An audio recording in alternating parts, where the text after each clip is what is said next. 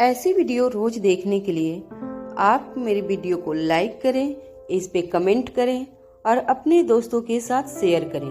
और हाँ, अगर आप इस चैनल पे नए हैं तो इसे सब्सक्राइब करना ना भूलें।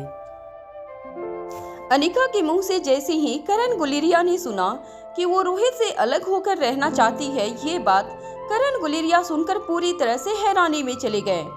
उनको समझ नहीं आ रहा था कि जो अनिका और रोहित एक दूसरे के साथ इतने खुश थे, जो जीने मरने के साथ में कस्में खाया करते थे, जिनकी मिसाल बाकी लोग दिया करते थे कि लव स्टोरी हो तो रोहित और अनिका जैसी हो, वो क्या रिश्ता इतना ज्यादा कमजोर हो गया था कि अनिका अब रोहित से अलग होना चाहती थी।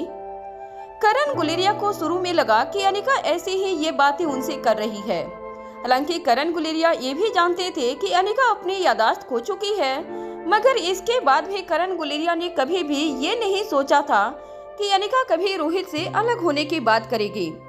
करण गुलेरिया को इस वक्त यही लग रहा था कि रोहित और अनिका के बीच में कोई मिसअंडरस्टैंडिंग हुई है, मगर करण गुलेरिया ये नहीं जानते थे कि अनिका ने ये फैसला इसलिए लिया था क्योंकि उसे यही लग रहा था कि रोहित के इस चेहरे के पीछे कोई और चेहरा है। और अनिका का ये शक तब यकीन में भी बदल गया जब अनिका को वो सीसीटीवी फोटोज नहीं मिली, जब सनी और रोहित के बीच टेरेस पे कुछ कहा सुनी हुई थी और उसके बाद सनी के साथ वो हादसा हुआ और फिर सनी कोमा में चला गया। इस वक्त अनिका के दिमाग में यही चल रहा था कि अगर वो रोहित के साथ रही तो वो कहीं न कहीं अंदर ही अंदर सिहर कर रहेगी और डर कर रहेगी, जो कि अनिका को बर्दाश्त नहीं था। वो नहीं चाहती थी कि वो इस तरह डर डर कर रहे, क्योंकि इसका असर कहीं न कहीं तीनों बच्चों पर भी होता। अनिका चाहते थे कि वो बेझिझक रोहित के साथ रहे। आज से पहले अनिका रोहित के साथ रह रही थी, पर उसके मन में इस तरह का डर नहीं था। उसके मन में रोहित के लिए इस तरह के विचार नहीं थे। मगर अब जैसे जैसे समय बीत रहा था, अनिका की याददाश्त तो नहीं आ रही थी, पर अनिका का शक रोहित के लिए बढ़ता जा रहा था। हालांकि रोहित यही चाहता था कि अब धीरे धीरे अनिका की याददाश्त आएगी और उनके रिश्ते नॉर्मल होते जाएंगे और जो अनिका उससे दूर हो गई है वो उसके पास आ जाएगी। मगर रोहित को ये नहीं पता था कि अब अनिका के विचार जिस तरह के हो रहे थे, उस तरह से उन दोनों का साथ आना मुश्किल लग रहा था। पर बहुत ही जल्द अलग होने की बात भी सामने आने वाली थी और आज अनिका ने अपने पापा के सामने वो बात ला दी थी। करण गुलेरिया ये कभी नहीं चाहते थे कि अनिका और रोहित अलग हो, क्योंकि करण गुलेरिया को ये बात अच्छी तरह से पता थी कि रोहित एज ए बिजनेसमैन कैसा भी हो, वो अपने बिजनेस को बढ़ाने के लिए कोई भी स्ट्रेटजी लगा ले, कोई भी पैतरा आजमा ले, मगर वो अनिका से बेहद ही प्यार करता था और अनिका के लिए वो बहुत ही ईमानदार था। रोहित अनिका के लिए कुछ भी कर सकता था, वो अपने बिजनेस में लॉस भी सह सकता था। अनिका के लिए रोहित अपने इज्जत की भी परवाह नहीं कर सकता था। मगर ये सब बातें इस वक्त करण गुलेरिया अनिका को नहीं बताना चाहते थे, क्योंकि करण गुलेरिया को कहीं न कहीं अंदर से ये एहसास हो गया था कि अनिका के मन में जो बातें चल रही थी, इस कारण से अनिका अभी उनकी कोई भी बात नहीं समझेगी।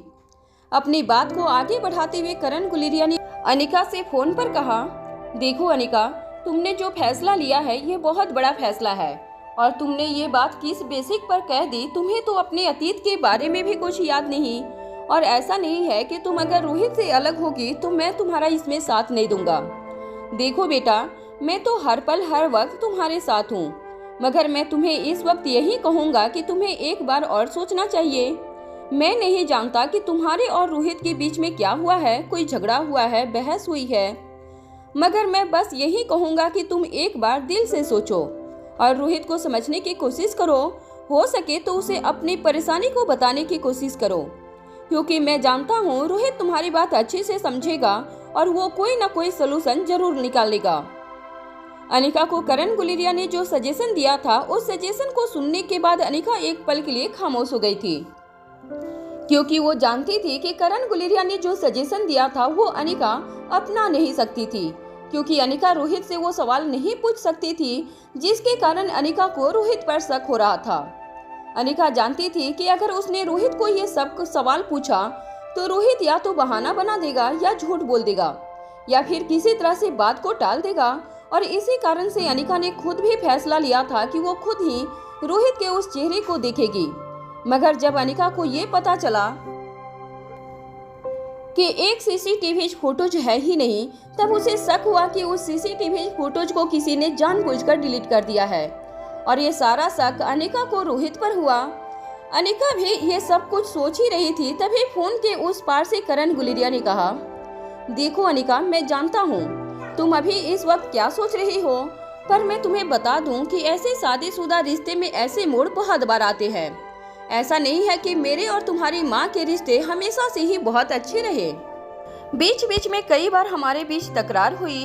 कभी तुम्हारी माँ ने कुछ ऐसी बातें कही जो मुझे नहीं पसंद आई, कभी तुम्हारी माँ ने कुछ ऐसी इच्छा जाहिर कर दी जो मुझे लगा कि वो करना सही नहीं, और कभी मैंने बिजनेस के सिलसिले में उसे वक्त नहीं दिया, तभी तुम्हारी माँ ने कंप्लेन नहीं की।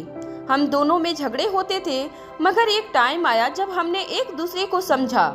इसलिए मैं तुम्हें अपने निजी जीवन से सीखकर यही सलाह दूंगा कि तुम्हें भी रोहित से एक बार बात करनी चाहिए, और अगर मन में ऐसा कुछ ख्याल आता है तो उसे हटा दिया करो।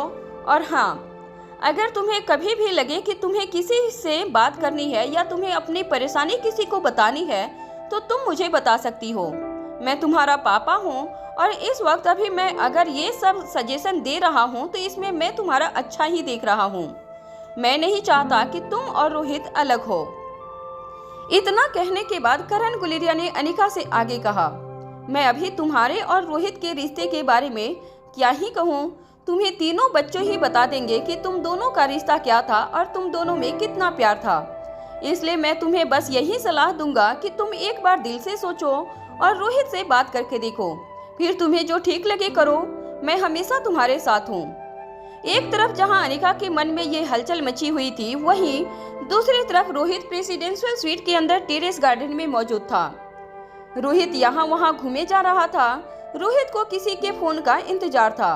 वो बेसब्री से बार बार फोन को देख रहा था। रोहित के चेहरे को देखकर ये आसानी से कहा जा सकता था कि इस वक्त वो बेहद ही बेचैन नजर आ रहा था। रोहित अभी टेरेस गार्डन पर यहाँ वहाँ टहल ही रहा था। इतने में अचानक से उसका फोन बजा। रोहित ने जैसे ही फोन की स्क्रीन को देखा, उसके चेहरे में चमक आ गई।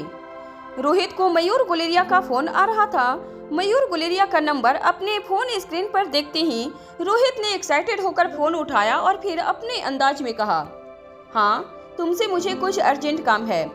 तभी फोन के उस पार से आवाज आई, हाँ बताओ क्या काम है। तभी रोहित ने कहा, मैंने तुम्हें एक नंबर भेजा है, तुम मुझे पता करके बता सकते हो कि वो नंबर किसका है। ये काम अर्जेंट में करना है। इतना कहकर रोहित चुप हो गया। उसके चुप होते ही फोन के उस पार से मयूर गुलेरिया की आवाज आई, हाँ मैं समझ गया, तुम्हारा काम हो जाएगा।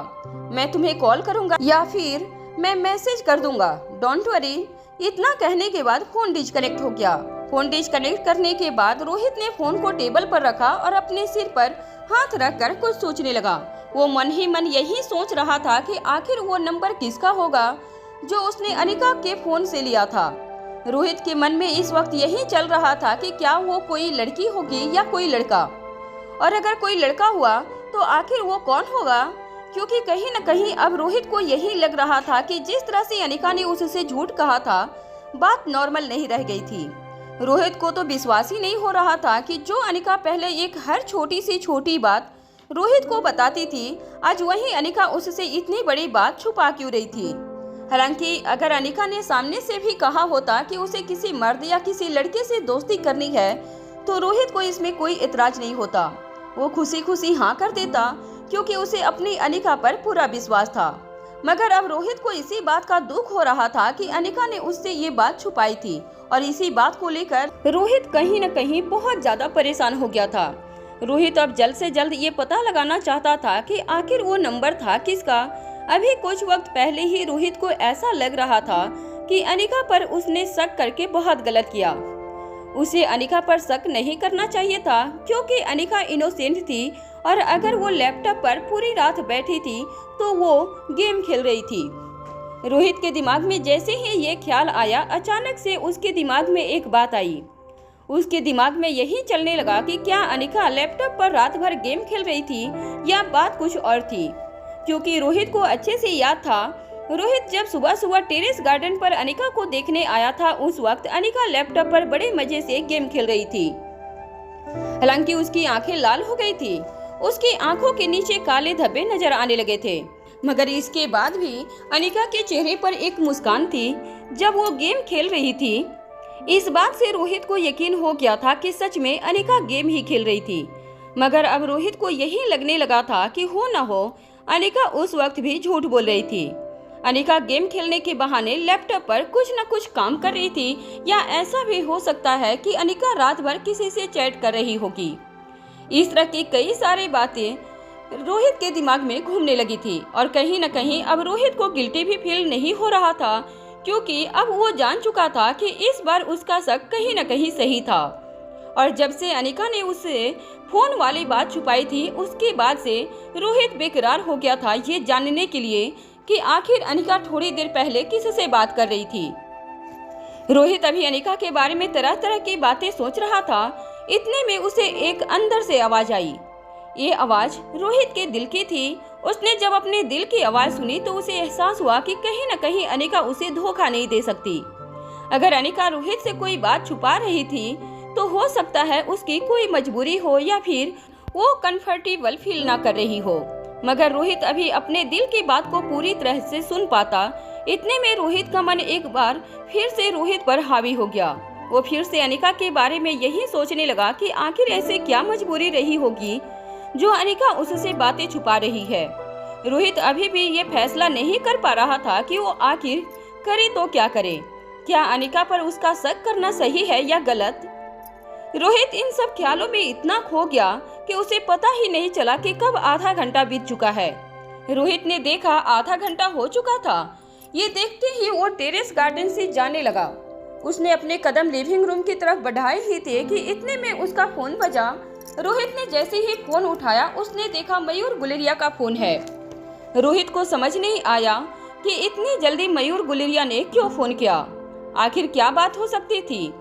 रोहित का दिल अब जोर से धड़कने लगा और वो यही सोचने लगा कि क्या मयूर गुलेरिया को पता चल गया है कि वो नंबर किसका था, और अगर वो नंबर किसी लड़के का निकला तो रोहित क्या करेगा। ये सोचकर रोहित परेशान हो गया था।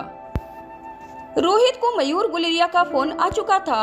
अब रोहित मयूर गुलेरिया का नंबर अपने फोन स्क्रीन पर देखकर यही सोच रहा था कि क्या मयूर गुलेरिया ने इतनी जल्दी उस नंबर का पता लगा लिया था जो नंबर रोहित ने अनिका के फोन से निकाला था, और जिसके बारे में पता करने के लिए उसने मयूर गुलेरिया को कहा था। अभी रोहित यही सब सोच रहा था, इतने में उसने देखा कि उसका फोन बजना बंद हो चुका है। रोहित अभी मयूर गुलेरिया को दोबारा फोन करता, इतने में उसका फोन फिर से बजने लगा। इस बार भी मयूर गुलेरिया का ही फोन था।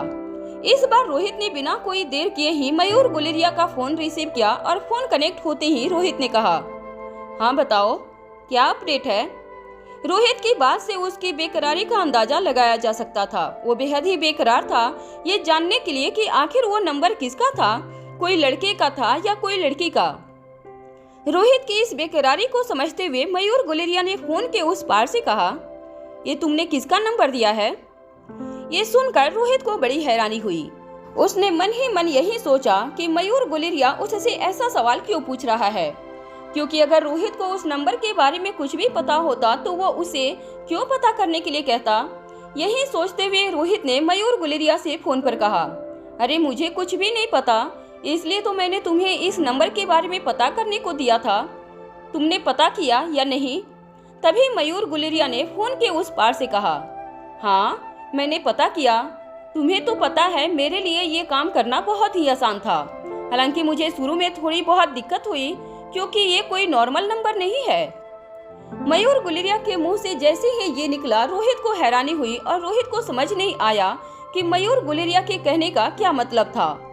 वो अभी कुछ पूछता, इतने में मयूर गुलेरिया ने सामने से ही कहा, रोहित ये नंबर किसी गांव की औरत का है जिसका नाम शायद गायत्री है, और अब ये नंबर बंद हो चुका है। अभी कुछ घंटे पहले ही ये नंबर बंद हुआ है।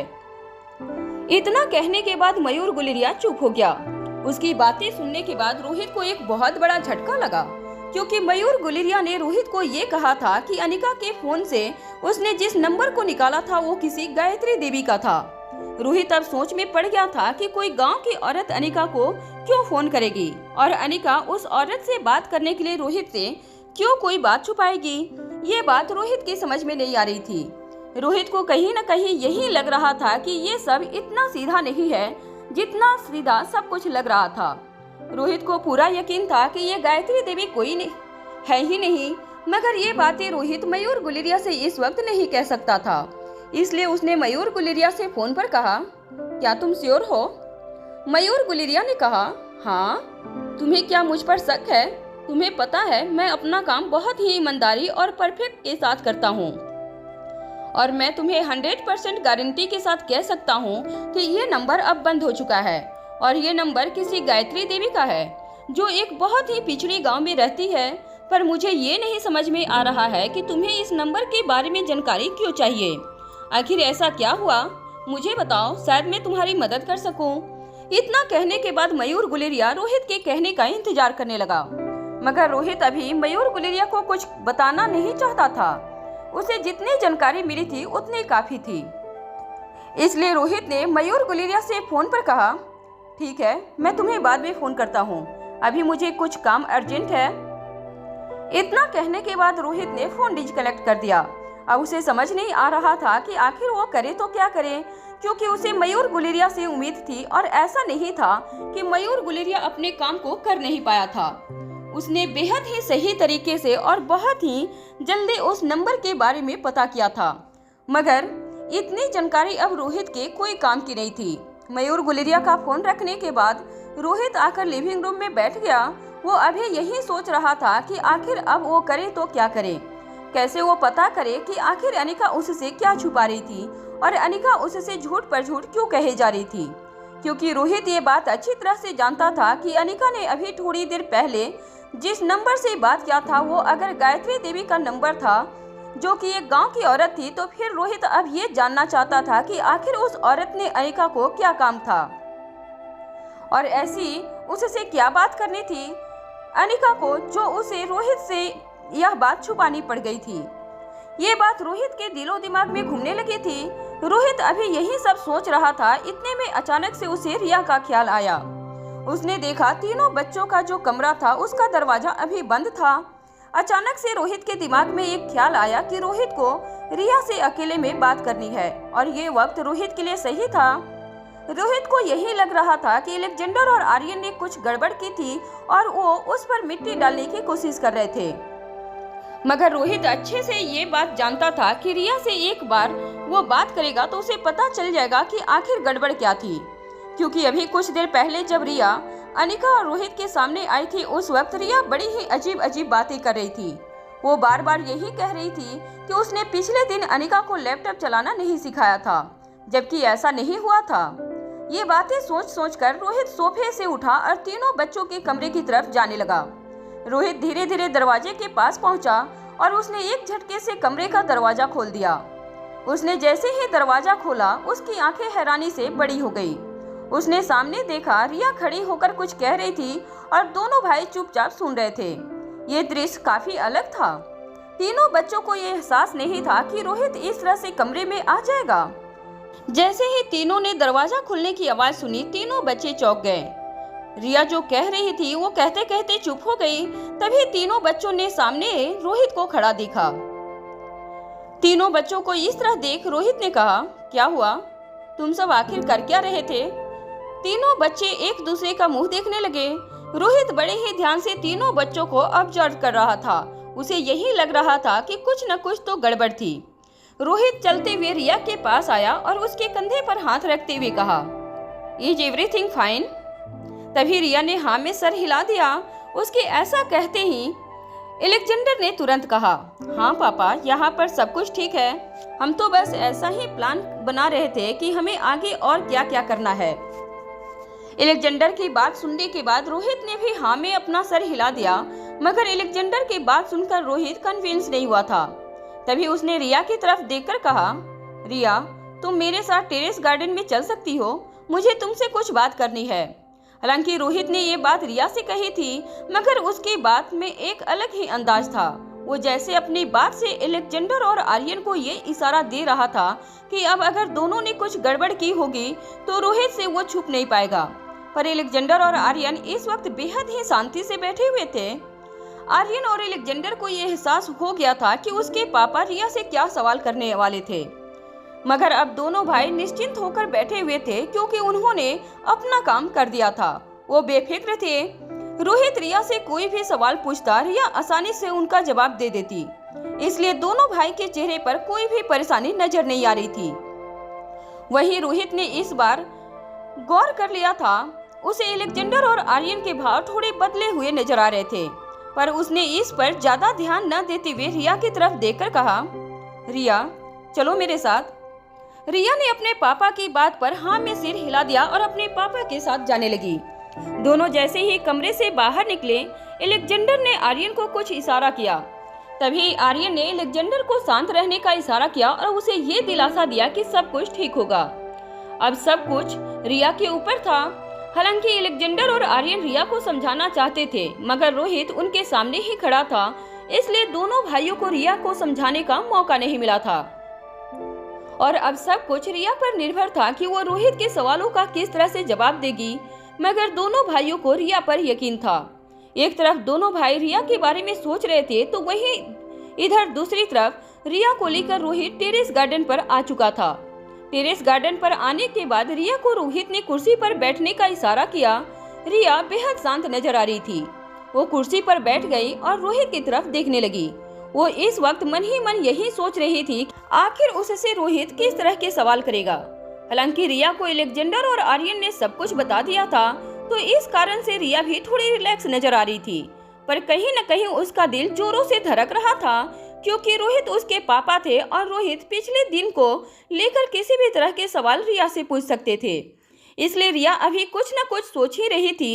रोहित भी उसके सामने कुर्सी लगाकर बैठ गया। दोनों इस वक्त खामोश थे। तभी रोहित ने अपना पहला सवाल किया, रिया क्या तुम ठीक हो? रिया ने जब इस सवाल को सुना तो वो हैरान हो गई। उसने आंखें बड़ी करते हुए रोहित की तरफ देखा। रोहित ने देखा कि उसके सवाल को सुनकर रिया हैरान हो गई है, मगर उसने कुछ कहा नहीं। तभी रिया ने कहा, हाँ पापा मैं तो बिल्कुल ठीक हूँ, मुझे क्या होगा?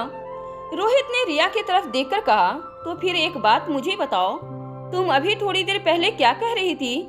क्या तुम्हें याद है कल क्या हुआ था? रोहित के इस सवाल पर रिया ने सोचते हुए कहा, हाँ पापा मुझे तो सब कुछ याद है। क्यों, आप ऐसा क्यों पूछ रहे हैं? रोहित को यह जवाब सुनकर थोड़ा अजीब लगा, मगर उसने रिया को कुछ कहा नहीं।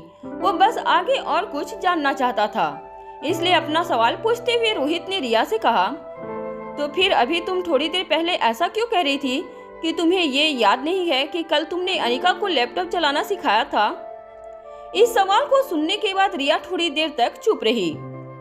वो मन ही मन सोच रही थी कि वो अब क्या जवाब दे, क्योंकि रिया चाहती थी कि वो इस तरह से जवाब दे कि रोहित कन्विंस भी हो जाए और उसे रिया की बातों पर यकीन भी हो जाए और वो उस पर शक भी न करे, जिसके कारण अलेक्जेंडर और आर्यन से रोहित कोई सवाल न पूछे। रिया को सोचता देखकर रोहित ने फिर से कहा, क्या हुआ? क्या तुम्हें याद है अभी अभी तुमने यही कहा था कि तुम्हें ये याद नहीं कि पिछले दिन तुमने अनिका को लैपटॉप चलाना सिखाया था? इस पर रिया ने तपाक से कहा, डैड पर वो तो मैं शरारत कर रही थी ना, मुझे तो अच्छे से याद है। मैंने अलेक्जेंडर और आर्यन ने ही तो मम्मा को लैपटॉप चलाना सिखाया था और मम्मा पूरी रात लैपटॉप के सामने बैठी रही। बताइए, उनको अपनी तबीयत का जरा सा भी ख्याल नहीं है? इतना कहने के बाद रिया चुप हो गई। रिया का जवाब सुनने के बाद रोहित हैरानी से उसे देखने लगा। जो रिया अभी कुछ देर पहले अजीब अजीब सवाल पूछ रही थी, वो रिया अब इस बात को बेहद ही विश्वास के साथ कह रही थी कि उसने पिछले दिन अनिका को लैपटॉप चलाना सिखाया था। रोहित को समझ नहीं आ रहा था कि आखिर ये हो क्या रहा है। उसने तभी रिया की आंखों में देखते हुए कहा, रिया पक्का तुम्हें याद है या तुम ऐसे ही कह रही हो? इस पर रिया ने जवाब दिया, नहीं डैड मुझे तो सब कुछ याद है, बल्कि मुझे तो ये भी याद है कि मैंने कल मम्मा को क्या क्या सिखाया था। रोहित ने जैसे ही ये सुना, उसे धीरे धीरे विश्वास होने लगा कि कहीं न कहीं रिया सच बोल रही है। पर एकाएक ही रोहित के दिमाग में एक बात बिजली की तरह चमकी। उसने रिया से पूछा, रिया क्या एलेक्जेंडर और आर्यन फिर से पुराने गुलेरिया हाउस जाने की सोच रहे हैं? ये सुनते ही रिया हैरान हो गई। रोहित ने जब ये सवाल रिया से पूछा कि उसके दोनों भाई एलेक्जेंडर और आर्यन क्या फिर से गुलेरिया हाउस जाने की बात कर रहे हैं, तो ये सुनकर रिया के चेहरे के एक्सप्रेशन बदल गए। उसके माथे से एक पल में ठंडा पसीना बहने लगा। रिया के हाव भाव देख रोहित थोड़ा हैरान हुआ। उसे समझ नहीं आया कि रिया के भाव अचानक इस तरह से क्यों बदल गए। रोहित बड़ा ही शांत नजर आ रहा था। वो इस वक्त रिया के सामने कुछ भी रिएक्ट नहीं करना चाहता था। हालांकि रोहित कभी भी रिया को नहीं डांटता था, न ही कभी ऊंची आवाज में बात करता था। इस वक्त रोहित ये नहीं चाहता था कि रिया से वो ऊंची आवाज में बात करे, इसलिए वो चुपचाप रिया की तरफ देखे जा रहा था। मगर वही रिया के मन में इस वक्त उथल पुथल मची हुई थी। उसे समझ नहीं आ रहा था कि रोहित ने अचानक से ये सवाल क्यों पूछा और इस वक्त रोहित के मन में क्या चल रहा था, क्योंकि कहीं न कहीं थोड़ी देर पहले रिया अपने दोनों भाई को ये बता रही थी कि वो अपने दोनों भाई के साथ एक बार फिर से पुराने गुलेरिया हाउस जाने का प्लान बना रही है। और रिया ने अपना प्लान भी दोनों भाइयों को बता दिया था, मगर दोनों भाइयों ने रिया के प्लान में साथ देने से साफ मना कर दिया था। यही सब रिया के मन में चल रहा था, मगर रोहित को लग रहा था कि रिया कुछ और सोच रही है।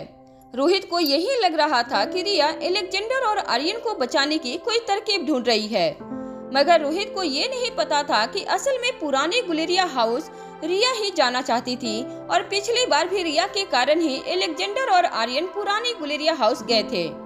और उसके बाद फिर वहाँ पर क्या क्या हुआ था, ये बात भले ही रोहित नहीं जानता था, मगर रोहित ने जब आर्यन को उस रात देखा था तो वो बहुत ही ज्यादा गुस्सा हो गया था।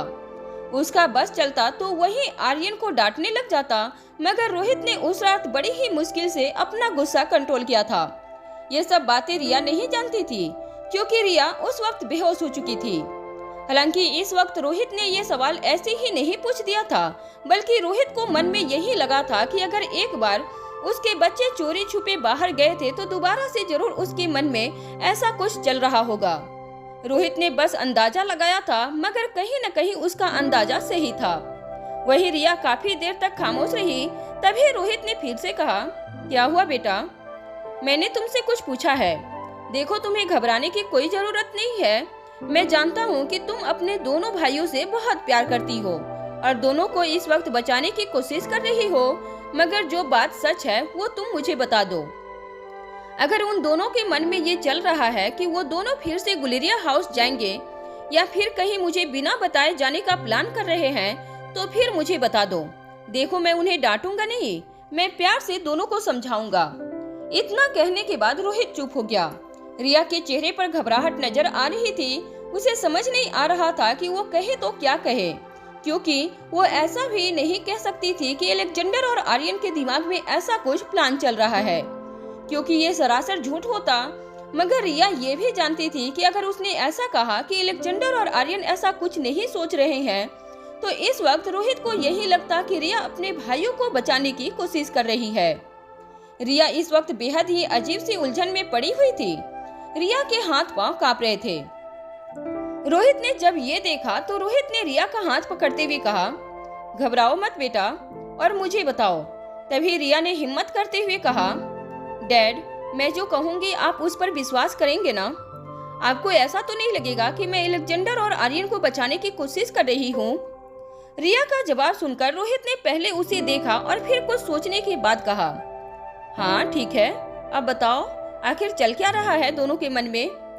रिया ने मन में कुछ सोचा और फिर कहा, डैड, सच तो यही है कि दोनों के मन में भी कुछ नहीं चल रहा है और दोनों स्वीट से बाहर जाने के बारे में सोच भी नहीं सकते, क्योंकि उनको ये भी डर है कि सिक्योरिटी गार्ड्स उन्हें स्वीट से बाहर जाने भी नहीं देंगे। असल बात तो यही है। पर हाँ, हम तीनों अभी कुछ देर पहले यही सोच रहे थे कि हम पूल एरिया में जाकर थोड़ी बहुत मस्ती करें, मगर दोनों ने मुझे मना कर दिया। रिया ने अपनी तरफ से बात बनाकर कहा था। रोहित ने जब उसकी बात सुनी तो उसे थोड़ी हैरानी हुई थी। उसने रिया से पूछा, ऐसा क्यों? उन दोनों ने तुम्हारे साथ जाने से मना क्यों कर दिया? तब रिया ने कहा, क्योंकि डैड, आपने ही सिक्योरिटी गार्ड्स को कह रखा है कि एलेक्जेंडर और आर्यन को कहीं बाहर जाने न दें। उन्हें स्वीट में ही रहना है, तो उन्हें लगता है कि वो अगर पूल एरिया में भी जाएंगे तो आप उन पर गुस्सा करेंगे या फिर सिक्योरिटी गार्ड्स उन्हें जाने नहीं देंगे। रिया की बात सुनने के बाद रोहित को अंदर ही अंदर ये एहसास हुआ कि उसने कुछ ज्यादा ही सख्ती दिखा दी थी और उसने आर्यन और एलेक्जेंडर को होटल में ही आने जाने में मना कर रखा था। उसने रिया की तरफ देखकर कहा, ठीक है, मैं आर्यन और एलेक्जेंडर से बात करता हूँ, अब तुम कमरे में जाओ। रोहित की बात सुनने के बाद रिया मुस्कुराते हुए वहाँ से उठी और अपने कमरे की तरफ जाने लगी। वो अभी वहाँ से जा ही रही थी, इतने में अचानक से लिविंग रूम का मेन दरवाजा खुला। रिया ने जैसे ही दरवाजे की तरफ देखा तो सामने से अनिका चली आ रही थी। अनिका के चेहरे पर इस वक्त काफी परेशानी नजर आ रही थी। उसके चेहरे को देखकर कोई भी ये कह सकता था कि अनिका इस वक्त काफी बेचैन थी। अपनी मम्मा को इस तरह परेशान देखकर रिया दौड़कर अनिका के पास गई और बोली, मम्मा क्या हुआ? अनिका ने अपने आप को नॉर्मल करते हुए कहा, कुछ नहीं, तुम यहाँ क्या कर रही हो? तभी रिया ने कहा कि वो टेरेस गार्डन में रोहित से कुछ बातें कर रही थी। इसी के साथ रिया ने अनिका से पूछा कि वो कहाँ गई थी और अनिका इतनी परेशान क्यों नजर आ रही थी। रिया ने जैसे ही ये पूछा, अनिका को ये समझ आ गया था कि उसके चेहरे पर आए परेशानी के भाव सभी को दिखाई दे रहे हैं, इसलिए वो पूरी तरह से कोशिश करने लगी कि वो अब परेशान न दिखे। उसने सामान्य होते हुए रिया से कहा, वो मुझे काम था इसलिए मैं कैफे गई थी। वैसे तुम्हारे दोनों भाई कहाँ हैं? और रोहित, वो कहीं नजर नहीं आ रहा है। रोहित का नाम अनिका के मुंह से निकला ही था कि तभी टेरेस गार्डन की तरफ से रोहित चलकर लिविंग रूम में आया। उसने अनिका के आखिरी शब्द सुन लिए थे, मगर रोहित ने जवाब नहीं दिया। रोहित इस वक्त चुप था। रोहित ने जैसे ही अनिका को देखा, उसके मन में वो सारी बातें चलने लगी जो अभी कुछ देर पहले वो सोच रहा था। रोहित के मन में यही चल रहा था कि आखिर अनिका को किसी गायत्री देवी ने क्यों फोन किया था और अनिका का उससे क्या रिलेशन था। और सबसे बड़ी बात, अनिका को रोहित से ये सारी बातें छुपाने की क्या जरूरत पड़ गई थी। रोहित को समझ नहीं आ रहा था कि वो ये सारे सवाल अनिका को पूछे या ना पूछे। अनिका ने देखा कि रोहित काफी शांत नजर आ रहा था। हालांकि वो परेशान तो था, पर उसके चेहरे पर वो परेशानी दिखाई नहीं दे रही थी। पर अनिका को रोहित का इस तरह से शांत रहना कुछ ठीक नहीं लगा। वो चलकर रोहित के पास आई और उसने रोहित से पूछा, क्या हुआ? कुछ परेशानी है क्या? अनिका के इस सवाल पर रोहित ने कोई जवाब नहीं दिया। वो बस यूं ही खड़ा रहा। अनिका को ये बात थोड़ी अजीब लगी। उसने रोहित की तरफ देखकर फिर से पूछा, रोहित, मैंने तुमसे पूछा कुछ बात है क्या? तुम मुझे बता सकते हो? इस बार रोहित ने अनिका की आंखों में देखा। दोनों आंखों ही आंखों में एक दूसरे को देख रहे थे। रिया दोनों के बीच की खामोशी अच्छे से महसूस कर पा रही थी। रोहित इस वक्त कहना तो बहुत कुछ चाहता था, पर वो शांत था। रोहित की आंखों में इस वक्त कई सारे सवाल नजर आ रहे थे, मगर इस वक्त उसकी जुबान खामोश थी। अनिका को रोहित का हाव भाव थोड़ा अजीब लग रहा था, मगर वो चाह कर भी रोहित से कोई सवाल नहीं कर सकती थी, क्योंकि इस वक्त उसके सामने रिया खड़ी थी। इसलिए अनिका ने नॉर्मल बिहेव करते हुए रोहित से कहा, रोहित, मैं तुमसे कुछ बात करना चाहती हूँ, अकेले में। क्या हम टेरेस गार्डन में चल सकते हैं? जैसे ही अनिका के मुंह से ये बात निकली, रोहित ने हड़बड़ाते हुए कहा, वो मैं बाद में तुमसे बात करता हूँ, अभी मुझे काम है, मुझे यहाँ से जाना है अर्जेंटली। तुम तब तक बच्चों के साथ बातें करो, मैं आता हूँ। इतना कहने के बाद रोहित वहाँ से जाने लगा। अनिका उसे जाते हुए देख रही थी। रोहित जब दरवाजे के पास पहुँच गया तो अचानक से उसके कदम रुक गए। वो अनिका की तरफ मुड़ा और उसने अनिका से कहा, अनिका। इतना कहकर रोहित थोड़ी देर चुप हुआ। तभी अनिका ने जवाब दिया, हाँ बोलो, क्या बात है? इसके बाद रोहित के मुंह से अचानक ही निकला, तुमसे एक बात पूछूं, सच कहोगी ना? रोहित इतना कहने के बाद चुप हो गया। ऐसा पहली बार था जब रोहित ने इस तरह से अनिका से कुछ पूछा था। अनिका को समझ नहीं आया कि आखिर रोहित को हुआ क्या था। हालांकि रोहित को जब भी कुछ पूछना होता था तो धड़ल्ले से अनिका से कुछ भी पूछ लेता था, या कोई भी बात अगर उसे शेयर करनी होती थी तो वो सीधे तरीके से कह देता था। मगर अब धीरे धीरे रोहित में बदलाव आ गया था, और इस बदलाव का कारण था अनिका और उसका बदलता हुआ अंदाज। या यूँ कहें कि अनिका जिस तरह से रोहित से बातें छुपा रही थी, ये बात रोहित को कहीं न कहीं खल रही थी। और अब वो पुरानी अनिका को मिस करने लगा था, जो अनिका हर छोटी सी बात उसे बताती थी। तभी अनिका ने कहा, हाँ बोलो, क्या पूछना चाहते हो? ये सुनते ही रोहित ने कहा, तुम किसी गायत्री देवी को जानती हो? इतना कहने के बाद रोहित अनिका की आंखों की तरफ देखने लगा। वो ये देखना चाह रहा था कि क्या अनिका उसे सच कहेगी या इस बार भी वो बात टाल देगी या फिर कोई कहानी बनाकर उसे सुनाएगी। मगर अनिका इधर खुद परेशान थी क्योंकि उसे समझ नहीं आ रहा था कि रोहित ने किसके बारे में उससे पूछ लिया था। उसके चेहरे पर हैरानी के भाव देख रोहित ने फिर से कहा, क्या हुआ, तुम नहीं जानती क्या? तभी अनिका ने कहा, मैं इस नाम की औरत को नहीं जानती। हो सकता है मेरी याददाश्त जाने से पहले जानती होंगी, और तुम तो जानती ही हो मेरी याददाश्त जा चुकी है, तो इसीलिए अभी मुझे नहीं याद है कि गायत्री देवी कौन है। मगर हुआ क्या? तुम आज इस तरह से इस औरत का नाम क्यों ले रहे हो? इससे मेरा क्या संबंध है? अनिका ने जैसे ही ये कहा, रोहित के चेहरे पर एक कुटिल मुस्कान आ गई। उसे लगा कि अनिका ने जानबूझकर रोहित को झूठ कहा है, मगर रोहित ये नहीं जानता था कि अनिका को सच में गायत्री देवी के बारे में कुछ भी नहीं पता था। उसने तो पहली बार ये नाम सुना था, मगर ये बात अनिका रोहित को समझा नहीं सकती थी, और ना रोहित इस वक्त अनिका की हालत समझ सकता था। इसलिए उसने अनिका की तरफ देखकर मुस्कुराते हुए कहा, नहीं, ऐसे ही मैंने बस ऐसा ही एक सवाल पूछ लिया था, बाकी तुम्हारा गायत्री देवी से कोई संबंध नहीं है। इतना कहने के बाद रोहित ने दरवाजा खोला और लिविंग रूम से बाहर चला गया। अनिका वहीं कुछ देर तक खड़ी रही। उसके मन में यही चल रहा था कि आखिर रोहित ने उससे ये सवाल क्यों पूछा था, और अगर रोहित जानता था कि अनिका का गायत्री देवी से कोई संबंध नहीं है, तो फिर रोहित ने ये सवाल उससे क्यों पूछा था। यही बात अनिका के दिमाग में घूम रही थी। रिया जो चुपचाप अब तक खड़ी थी, उसने अनिका की तरफ देखकर कहा, क्या हुआ मम्मा, आप क्या सोच रही हैं? क्या कोई बात है? तभी अनिका ने रिया के सर पर हाथ फेरते हुए कहा, नहीं नहीं, कुछ नहीं। वैसे तुम्हारे दोनों भाई कहाँ हैं? तब रिया ने अपने कमरे की तरफ इशारा किया। अनिका समझ गई कि दोनों भाई इस वक्त कमरे में हैं। इस वक्त शाम के करीब 6 बज चुके थे। रोहित इस वक्त अपनी कार से मनाली की एक सुनसान सड़क पर पूरी रफ्तार में कहीं जा रहा था। वो कार खुद ही ड्राइव कर रहा था। रोहित के साथ इस वक्त उसके गार्ड्स भी नहीं थे। तभी रोहित को सामने से कुछ ऐसा दिखाई दिया कि रोहित कार रोकने पर मजबूर हो गया। रोहित ने सामने की ओर देखकर कहा, ये तो गुंडे लग रहे हैं। रोहित अपनी कार से जा रहा था, इतने से सड़क पर उसे कुछ ऐसा दिखा कि वो कार रोकने पर मजबूर हो गया। उसके सामने कुछ गुंडे किसी को पटक कर पीट रहे थे। रोहित से ये देखा नहीं गया। वो न चाहते हुए भी कार के शीशे को उतारकर सामने की तरफ देखने लगा। उसने देखा कि सामने करीब 4-5 गुंडे टाइप के लोग खड़े थे और वो एक इंसान को घसीट रहे थे। रोहित को समझ नहीं आया कि आखिर ये सब है कौन। रोहित को अंदर ही अंदर यही लग रहा था कि उसे उस शख्स को बचाना चाहिए। थोड़ी ही देर में रोहित कार से नीचे उतरा। उन गुंडों में से एक ने रोहित की तरफ देखा। उसने देखा कि कार से कोई उतरकर उनकी तरफ आ रहा है। उस गुंडे ने अपने बाकी साथियों से कहा, वो देखो, सामने से कोई आ रहा है।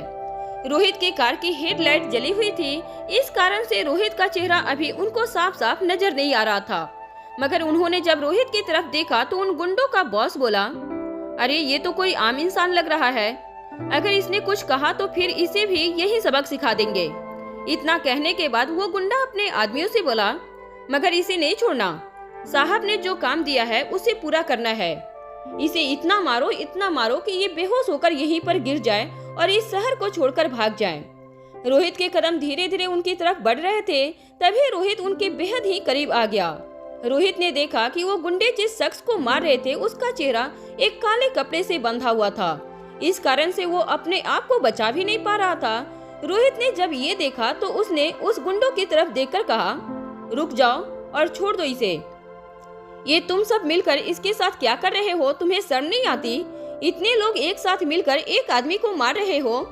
रोहित की बात जैसे ही उन गुंडों ने सुनी, वो ठहाके मारकर हंसने लगे। उन्होंने पहले तो रोहित को देखा, हालांकि उसका चेहरा अभी भी नजर नहीं आ रहा था। तभी उनका जो बॉस था उसने अपना फोन निकाला और उसने अपने फोन के टॉर्च की रोशनी में रोहित का चेहरा देखा। रोहित बहुत बड़ा बिजनेसमैन था, हर कोई उसे जानता था, मगर ये गुंडे मनाली की गलियों के छोटे से गुंडे थे। इस कारण से वो रोहित को नहीं पहचानते थे। उन्हें लगा कि रोहित कोई सीधा साधा आम इंसान है जो उन्हें रोकने के लिए आया है और उस पिटते हुए आदमी को बचाकर मसीहा बनने आया है। इसलिए गुंडों के बॉस ने रोहित की तरफ देखकर कहा, ए होशियार, यहाँ से चला जा, नहीं तो बेकार में ही मार खा जाएगा। रोहित ने जब इस तरह की बातें सुनी तो उसे गुस्सा आने लगा। उसने गुस्से से अपनी मुठ्ठियां भींच ली, मगर वो इस वक्त नहीं चाहता था कि वो बेकार में ही मारपीट करे। इसलिए रोहित ने शांत भाव से फिर से कहा, देखो मैं यहाँ मारपीट नहीं करना चाहता, इसलिए तुम सबसे कह रहा हूँ इसे छोड़ दो और यहाँ से चले जाओ, वरना फिर ठीक नहीं होगा। जैसे ही रोहित ने ये कहा वो सारे गुंडे रोहित को घूर कर देखने लगे। उनमें से एक ने रोहित के सामने आकर कहा, नहीं तो क्या कर लेगा तू? देख तू अकेला है और हम सब 5 लोग हैं। अगर हमने तुझे मारना शुरू किया ना तो 5 मिनट भी नहीं टिकेगा और यही बेहोश हो जाएगा। इसलिए जा अपने कार के अंदर बैठ और यहाँ से निकल। उस गुंडे ने रोहित के साथ बेहद ही बदतमीजी से बात की थी। रोहित का बस चलता तो वो उसका मुंह तोड़ देता, पर रोहित इस वक्त मन ही मन यही सोच रहा था कि वो अभी कोई लफड़े में नहीं फंसना चाहता और न ही वो किसी तरह की मारपीट करना चाहता है। वो चाहता था कि वो शांत तरीके से बात सुलझाए और पीट रहे उस शख्स को बचाकर उसे अपने घर छोड़ दे। इसलिए रोहित ने अभी आगे कुछ कहना शुरू ही किया था, इतने में उस गुंडे ने रोहित का कॉलर पकड़ लिया। इस गुस्ताखी को देखते हुए रोहित का गुस्सा अब 7वें आसमान पर चढ़ गया था। रोहित अब अपने गुस्से पर कंट्रोल नहीं रख पाया। उसने उस शख्स का हाथ पकड़ा और अपने कॉलर से छुड़ाते हुए कहा, दोबारा अगर तुमने मेरी कॉलर पकड़ी तो फिर हाथ तोड़कर रख दूंगा। रोहित ने ये बात सख्त आवाज में कही थी। रोहित की सख्त आवाज को सुनते ही वो सारे गुंडे समझ गए कि रोहित आज यहाँ से जाने के मूड में नहीं है। इस कारण से वो सारे रोहित के सामने एक एक करके आकर खड़े हो गए। वो शख्स जो अभी कुछ देर पहले पीट रहा था उसे उन लोगों ने किनारे एक खंबे के सहारे बिठा दिया था। वो काफी घायल था और वो पसीने से तरबतर था। इस वक्त वो सारे गुंडे रोहित के सामने खड़े थे और रोहित अकेला उन सब के सामने अपनी मुट्ठी भींच के खड़ा हुआ था। शाम के करीब 6:30 बज रहे थे। रोहित जिस गली में खड़ा था वहाँ की स्ट्रीट लाइट भी बंद पड़ी थी। कुछ खंबे के तो लाइट भी फोड़ दिए गए थे। वहाँ काफी अंधेरा छाया हुआ था, मगर रोहित के कार की हेडलाइट अभी भी जल रही थी, जिसकी रोशनी में वो सारे गुंडे रोहित को आसानी से देख सकते थे और रोहित भी उन सबको अपने सामने खड़ा देख सकता था। अब रोहित को अंदर ही अंदर यही लगने लगा था कि अब बिना फाइट के बात नहीं बनने वाली, इसलिए रोहित पूरी तरह से तैयार हो गया। उसने जो अपने बदन पर कोट पहन रखा था उसे उतारकर कार के ऊपर फेंक दिया। इसी के साथ रोहित ने अपनी कलाई में बंधी घड़ी को भी उतारकर कोट की जेब में रख दिया था। रोहित के स्टाइल को देखकर वो सारे गुंडे पहले तो सोच में पड़ गए। तभी उनके बॉस ने रोहित का मजाक उड़ाते हुए कहा, स्टाइल तो ऐसे मार रहा है जैसे ये हम सब की धुलाई वैसे करेगा जैसे फिल्मों में हीरो गुंडे की धुलाई करता है। ये बात सुनकर रोहित ने कुछ नहीं कहा। हालांकि वो कहना तो बहुत कुछ चाहता था, मगर इस वक्त उसे यही सही लगा कि वो अपनी जुबान न चलाएं, बल्कि अपने हाथ पैर चलाएं और वो अपने हाथ पैर से ही उन सब के सवालों का जवाब दे दे। रोहित ने अपने फुल स्लीव शर्ट को फोल्ड किया और फाइट करने की पोजीशन में खड़ा हो गया। रोहित के हाव भाव और कॉन्फिडेंस देखकर वो पांचों गुंडे समझ गए कि रोहित इतनी आसानी से डरने वालों में से नहीं था। इस कारण से वो सभी घेरा बनाकर रोहित के आसपास खड़े हो गए। थोड़ी ही देर में उनके बॉस ने अपने बाकी आदमियों से कहा, मारो इसे इतने मारो कि इसे समझ में आ जाए कि बेकार में ही हमसे पंगा लेने का क्या अंजाम होता है। अपने बॉस की बात सुनते ही चारों गुंडे रोहित पर टूट पड़े, मगर रोहित भी कोई कच्चा खिलाड़ी नहीं था। उसने आज से पहले कई ऐसे लोगों से मुकाबला किया था और तो और पास्ट में अनिका और रोहित ने कई ऐसे दुश्मनों का सामना किया था जो इनसे बेहद ही खतरनाक और चालाक थे। इस कारण से रोहित इस वक्त बिल्कुल भी डरा नहीं था। वो बारी बारी से हर एक गुंडे के वार को आसानी से रोक ले रहा था। रोहित को इस तरह बहादुरी से लड़ता देखकर उन गुंडों का बॉस समझ गया कि ये इतनी आसानी से हारने वाला नहीं है। रोहित उन गुंडों को बड़ी ही बुरी तरह से मार रहा था। उनका बॉस समझ गया कि अगर रोहित ऐसे ही उनके आदमियों को मारता रहा तो उनके आदमी बुरी तरह से घायल हो जाएंगे। इस कारण से बॉस ने सोचा कि रोहित पर पीछे से अटैक करना होगा। उसने सामने रखे एक डंडे को उठाया और रोहित के पीठ की तरफ से वार करने के लिए आगे बढ़ने लगा। रोहित इस वक्त उन चारों गुंडों को मारने में व्यस्त था। उसे ये एहसास तक नहीं था कि उसके पीछे उनका बॉस डंडा लिए आ रहा है। रोहित अभी उनको मार ही रहा था, इतने में उन गुंडों के बॉस ने डंडे से रोहित के सिर पर वार किया। ये वार इतना तेज था कि रोहित का सिर घूमने लगा। वो अपने दोनों हाथ अपने सिर पर रखकर खुद को संभालने की कोशिश करने लगा। हालांकि रोहित का सिर फटा नहीं था, मगर रोहित इस वक्त कमजोर महसूस करने लगा था। वो सामने जो कुछ भी देखने की कोशिश कर रहा था, वो सब कुछ उसे घूमता हुआ नजर आ रहा था। रोहित के सर पर इतना कसकर वार हुआ था कि रोहित अब संभल नहीं पा रहा था, पर रोहित जानता था कि अगर उसने खुद को नहीं संभाला तो ये गुंडे उसकी बुरी हालत कर देंगे। रोहित का सिर भारी हो रहा था और उसके पैर लड़खड़ाने लगे थे। वो अभी गिरने ही वाला था, इतने में उसने खुद को संभाल लिया। रोहित को घायल देख वो सारे गुंडे रुक गए। उनको यही लगा कि अब रोहित उनसे पंगा नहीं लेगा। थोड़ी ही देर बाद रोहित ने देखा कि उसका सर घूमना धीरे धीरे बंद हो गया था। उसे अब धीरे धीरे सामने की चीजें दिखाई देने लगी थी। तभी रोहित ने मन में यही सोचा कि अगर वो इस तरह हार मान जाएगा तो फिर वो इसी तरह फंस कर रह जाएगा और वहाँ घर पर अनिका और बच्चे उसकी चिंता कर रहे होंगे, क्योंकि धीरे धीरे अब शाम से रात होने वाली थी। ऊपर से जिस जगह पर रोहित था वहाँ अंधेरा बहुत था और वो एक सुनसान इलाका था। तभी रोहित ने महसूस किया कि वो सारे गुंडे उस शख्स की तरफ आगे बढ़ने लगे, जिसे उन लोगों ने पोल के सहारे बांध कर रखा था और जिसके मुंह पर काला कपड़ा बंधा हुआ था। रोहित अब ये समझ गया कि किसी ने उस आदमी को मारने के लिए इन गुंडों से कहा है। इसलिए अब रोहित को अपनी जिम्मेदारी का एहसास हुआ और उसने मन ही मन खुद को ये कहते हुए मोटिवेट किया कि उसे अब अपनी जान तो बचानी है, पर उसने जिस शख्स के लिए इस लोगों से पंगा लिया था पहले उसकी जान बचानी है। रोहित ने अपनी मुट्ठियां भींची और चीखते हुए लड़ने की पोजीशन में खड़ा हो गया। रोहित को फिर से खड़ा होता हुआ देख सारे गुंडे उसकी तरफ देखने लगे। उन गुंडों के बॉस ने रोहित की तरफ देखकर कहा, तो तू ऐसे नहीं मानेगा? पहले तो मुझे लगा कि तेरे लिए इतनी पिटाई ठीक है, पर मुझे लगता है कि तुझे अब अच्छे से सबक सिखाना पड़ेगा। ये कहते हुए बॉस रोहित की तरफ दौड़ पड़ा, मगर रोहित पहले से ही तैयार था। वो बॉस अभी रोहित की तरफ दौड़ कर आता, इतने में रोहित ने एक जोरदार पंच उसकी छाती पर लगा दी। रोहित का पंच इतना तेज और इतना पावरफुल था कि सीधे बॉस जाकर एक खंबे से टकरा गया और वो बुरी तरह से खांसने लगा। रोहित की पावर देखकर बाकी बचे गुंडे भी रोहित को गुस्से से देखने लगे। उन्हें लग रहा था कि वो एक साथ मिलकर रोहित को आसानी से हरा देंगे, इसलिए उन्होंने रोहित को चुनौती देते हुए कहा, हिम्मत है तो हमारा सामना करो।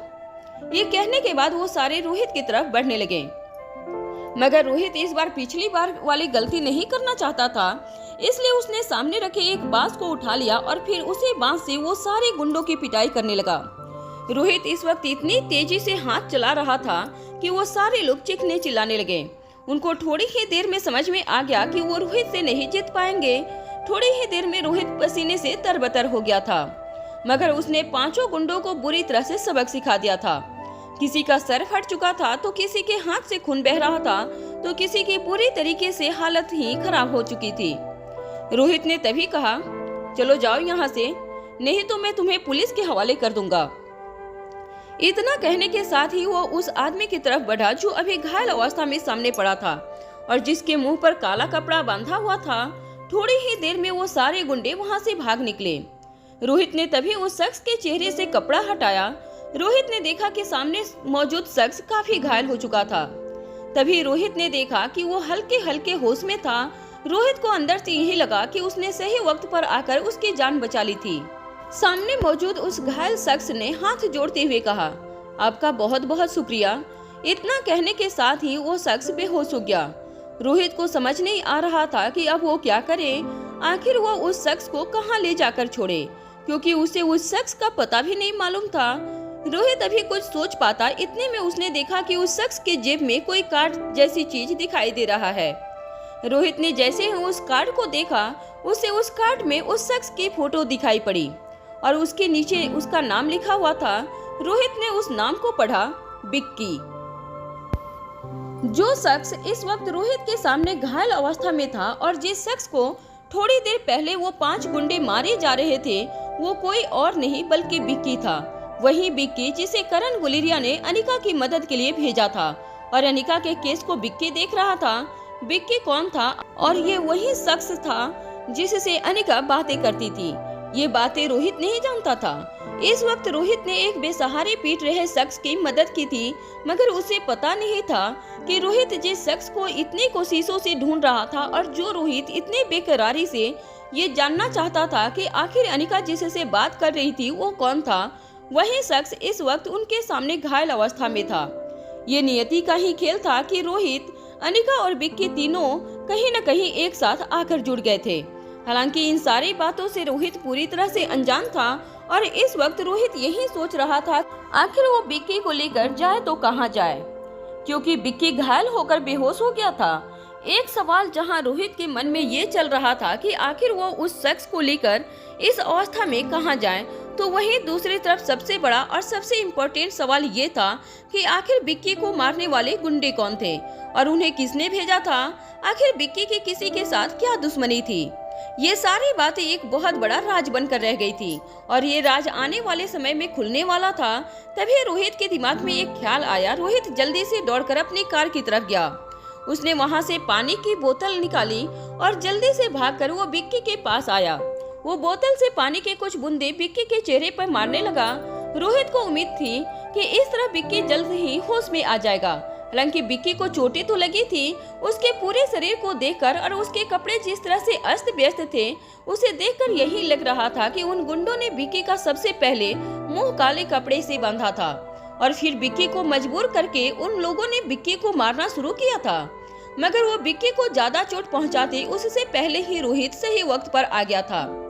इस कारण से विक्की को चोटें ज्यादा गंभीर नहीं थी। रोहित विक्की के चेहरे पर पानी की छींटे मारे जा रहा था। उसे यही उम्मीद थी कि विक्की होश में आ जाएगा। थोड़ी ही देर में अचानक से विक्की हड़बड़ाते हुए उठ खड़ा हुआ।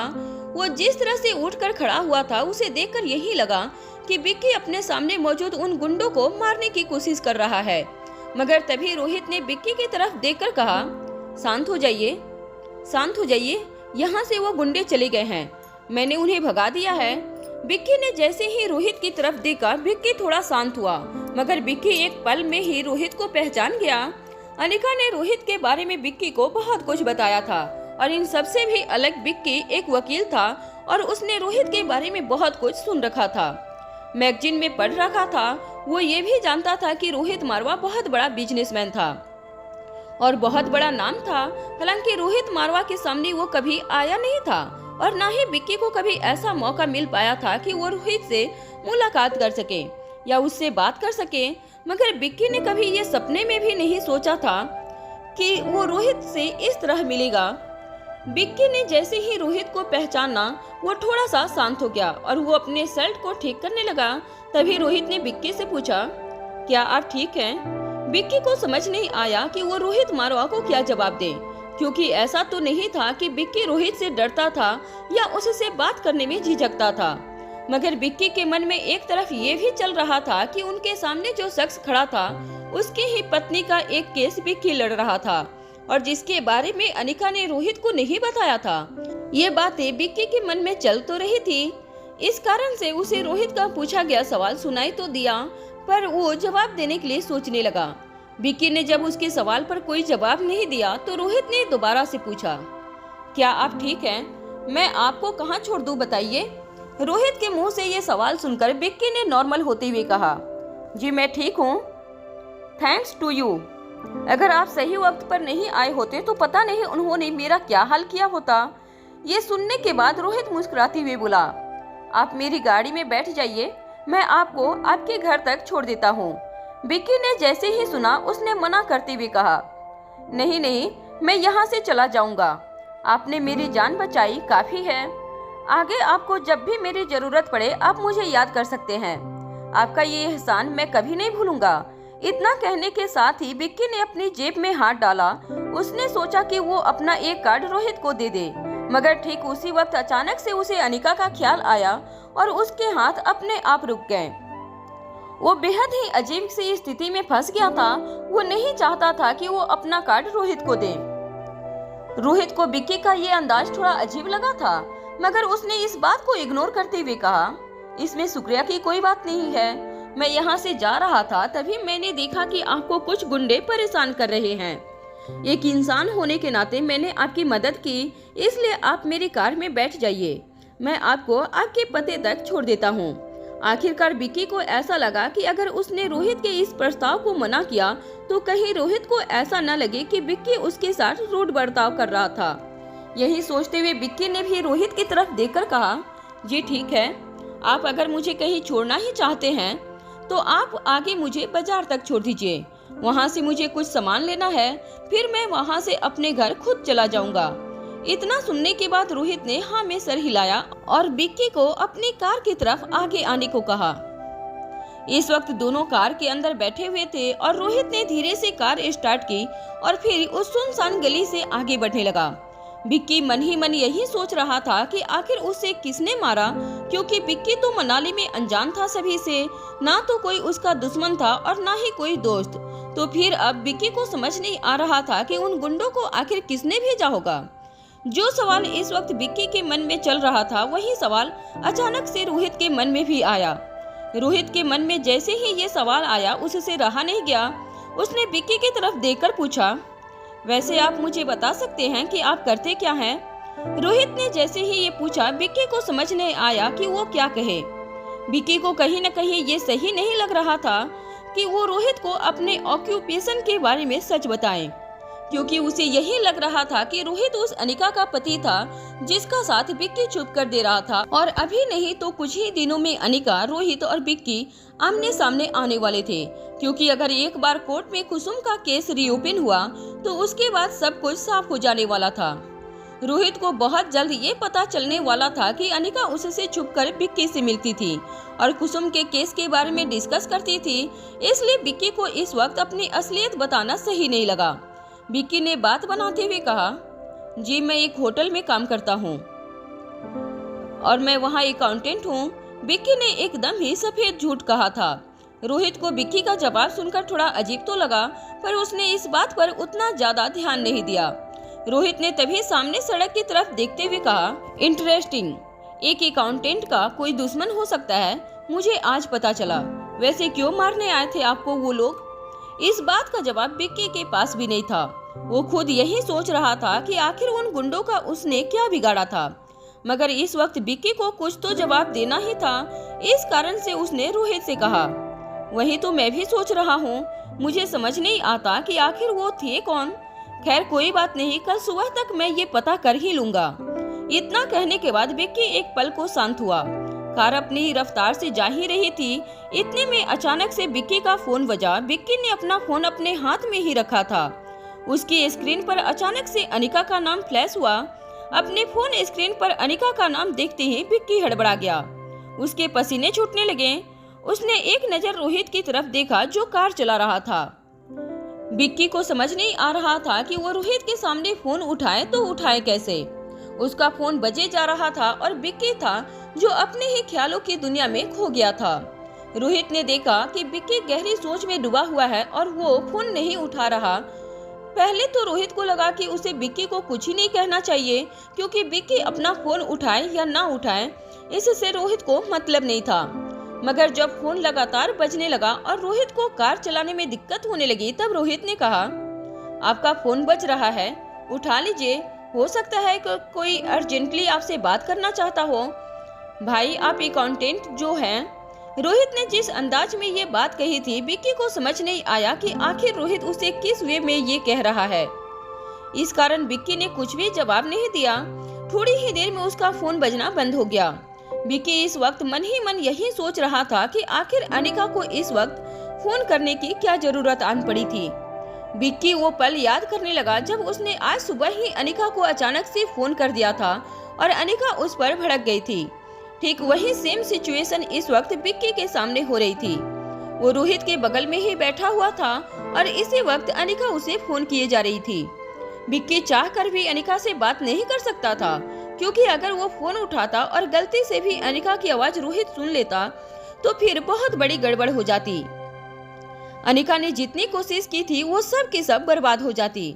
इस बात का ध्यान विक्की को अच्छे से था, मगर विक्की की किस्मत उसका साथ कहाँ देने वाली थी। वो अभी ये सब सोच ही रहा था, इतने में उसका फोन दोबारा से बजा। इस बार भी अनिका उसे फोन कर रही थी। अनिका का नंबर देखते ही विक्की एक बार फिर से टेंशन में आ गया और वो यही सोचने लगा कि अब वो करे तो क्या करे, क्योंकि वो अनिका को फोन उठाकर कुछ कह भी नहीं सकता था। विक्की को समझ नहीं आ रहा था कि वो अनिका का कॉल कैसे उठाए। वहीं उसका फोन बजे जा रहा था। विक्की इतनी टेंशन में आ गया था कि वो ये भी भूल गया था कि वो अपना फोन साइलेंट पर कर दे। उसके दिमाग से ही ये बात निकल गई थी। वहीं रोहित बार बार विक्की की तरफ देखे जा रहा था। रोहित ने जब ये देखा तो उसे थोड़ा अजीब लगा। उसने एक बार फिर विक्की की तरफ देखकर कहा, क्या हुआ?